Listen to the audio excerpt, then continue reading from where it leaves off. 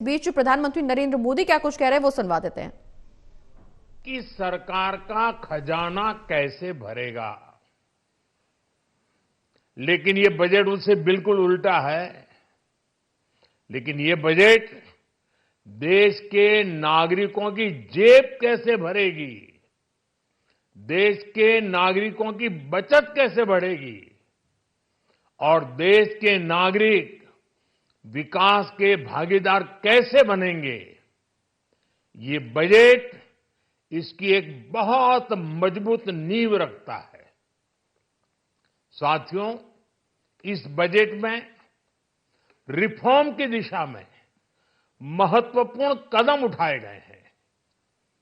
Nuclear energy में private sector को बढ़ावा देने का निर्णय बहुत ही ऐतिहासिक है। ये आने वाले समय में सिविल न्यूक्लियर एनर्जी का बड़ा योगदान देश के विकास में सुनिश्चित करेगा।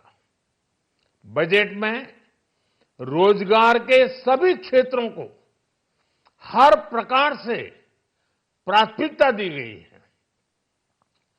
लेकिन मैं दो चीजों पर ध्यान आकर्षित करना चाहूंगा। उन रिफॉर्म्स की मैं चर्चा करना चाहूंगा जो आने वाले समय में बहुत बड़ा परिवर्तन लाने वाले हैं।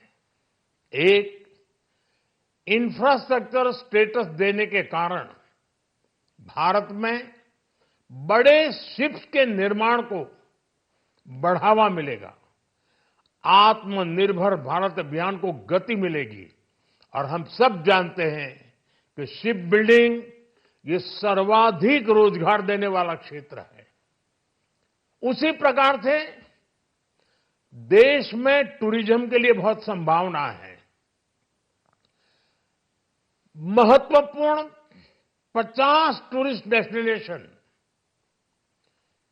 वहां पर जो होटल्स बनाएंगे, उस होटल को पहली बार इंफ्रास्ट्रक्चर के दायरे में लाकर टूरिज्म पर बहुत बल दिया है। इससे हॉस्पिटैलिटी सेक्टर को, जो रोजगार का बहुत बड़ा क्षेत्र है, और टूरिज्म जो रोजगार का सबसे बड़ा क्षेत्र है, एक प्रकार से चारों तरफ रोजगार के अवसर पैदा करने वाला एक क्षेत्र को ऊर्जा देने वाला काम करेगा।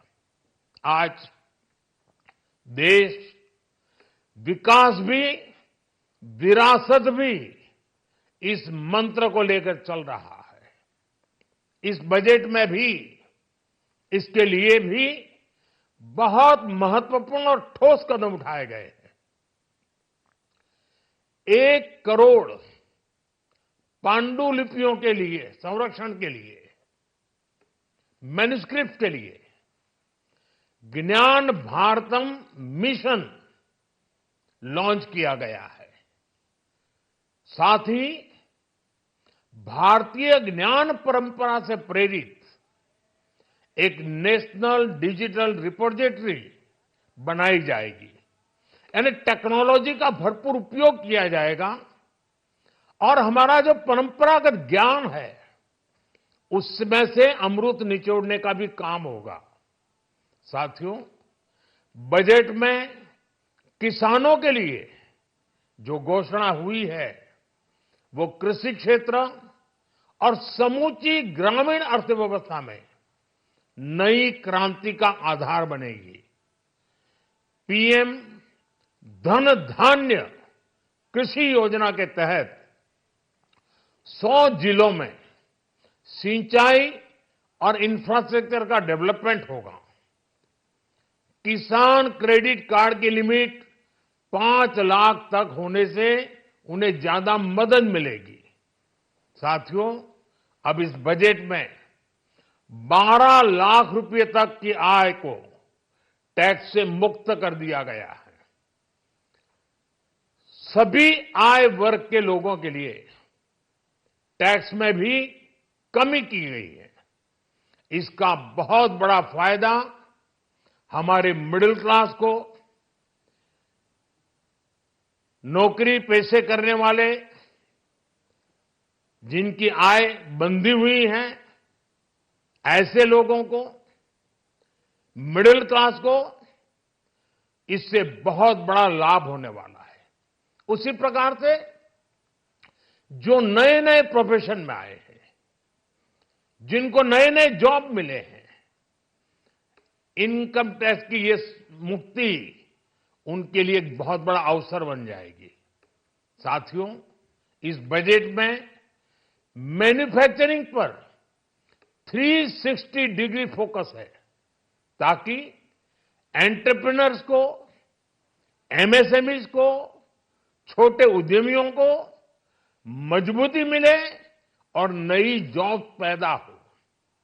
नेशनल मैन्युफैक्चरिंग मिशन से लेकर clean tech, leather, footwear, toy industry जैसे अनेक सेक्टर्स को विशेष समर्थन दिया गया है। लक्ष्य साफ है कि भारतीय प्रोडक्ट्स ग्लोबल मार्केट में अपनी चमक बिखेर सके। साथियों, राज्यों में इन्वेस्टमेंट का एक वाइब्रेंट कॉम्पिटिटिव माहौल बने, इस पर बजट में विशेष जोर दिया गया है। एमएसएमईज और स्टार्टअप के लिए क्रेडिट गारंटी को दोगुना करने की घोषणा भी हुई है। देश के एससी, एसटी और महिला जो नए उद्यमी बनना चाहते हैं, उनको 2 करोड़ रुपए तक के लोन की योजना भी लाई गई है, और वो भी बिना गारंटी। इस बजट में न्यू एज इकोनॉमी को ध्यान में रखते हुए गीग वर्कर्स के लिए बहुत बड़ी घोषणा की गई है। पहली बार गीग वर्कर्स का ई श्रम पोर्टल पर रजिस्ट्रेशन किया जाएगा।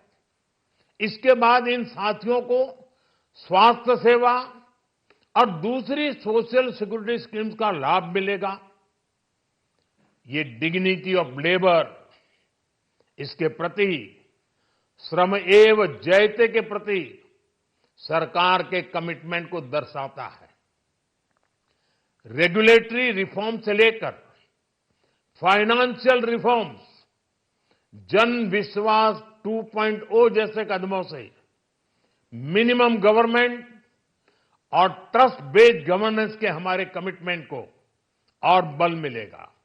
साथियों, ये बजट न केवल देश की वर्तमान आवश्यकताओं को ध्यान में रखता है, बल्कि हमें भविष्य की तैयारी करने में भी मदद करता है। स्टार्टअप के लिए deep tech fund, geospatial mission और न्यूक्लियर एनर्जी मिशन ऐसे ही महत्वपूर्ण कदम है। मैं सभी देशवासियों को एक बार फिर इस ऐतिहासिक पीपल्स बजट की बधाई देता हूं, और फिर एक बार वित्त मंत्री जी को भी